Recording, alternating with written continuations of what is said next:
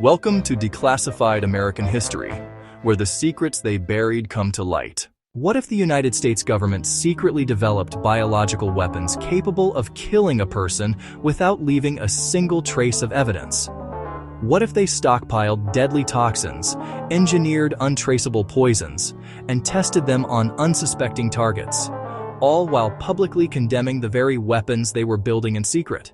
This is not a rumor. This is not speculation. This is documented, declassified, and deeply disturbing. This is Project Mk-Naomi, the CIA's most secretive bioweapon program in American history. To understand Project Mk-Naomi, you have to go back to the early 1950s. The Cold War had transformed the world into a battleground of invisible threats.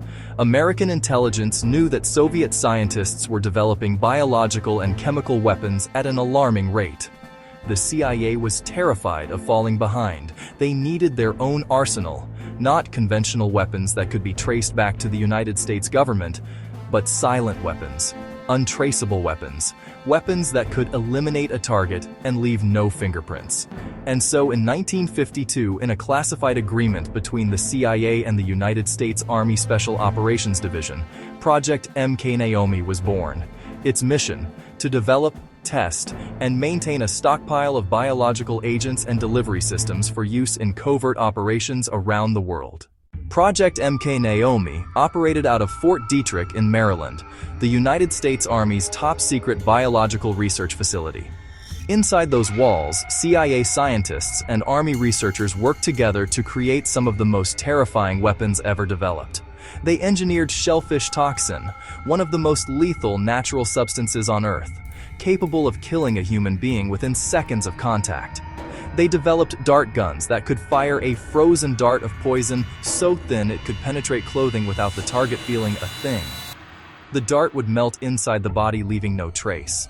They created aerosol delivery systems capable of releasing biological agents in enclosed spaces.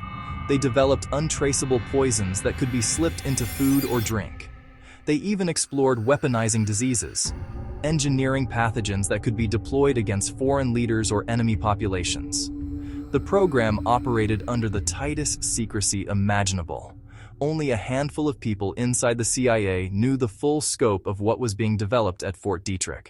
Perhaps the most shocking discovery to come out of Project Mk-Naomi was revealed during the 1975 Church Committee Senate hearings.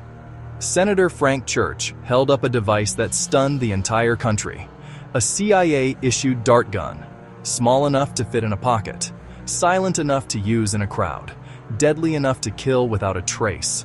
The weapon fired a dart approximately the size of a quarter-inch, coated in frozen shellfish toxin. Upon entering the body, the dart dissolved completely. The toxin induced a heart attack.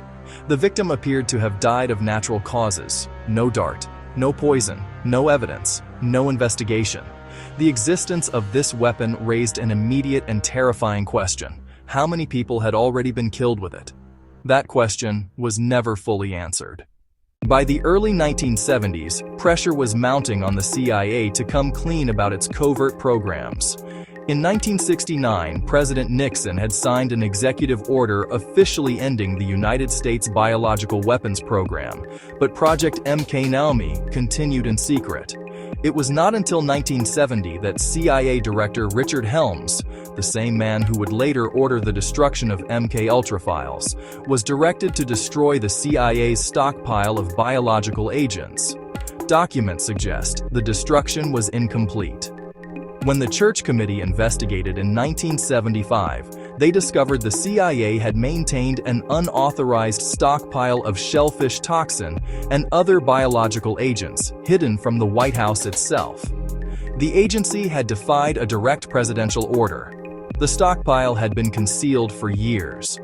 Once again, the American public watched in disbelief as the depth of their government's deception was revealed on national television. And once again, nobody went to prison. Project Mk-Naomi was not a rogue operation. It was not the work of a few bad actors operating outside the system. It was an officially sanctioned CIA program that developed untraceable assassination weapons, stockpiled deadly biological agents, and defied the direct orders of the President of the United States. The dart gun Senator Church held up in 1975 was just the tip of the iceberg.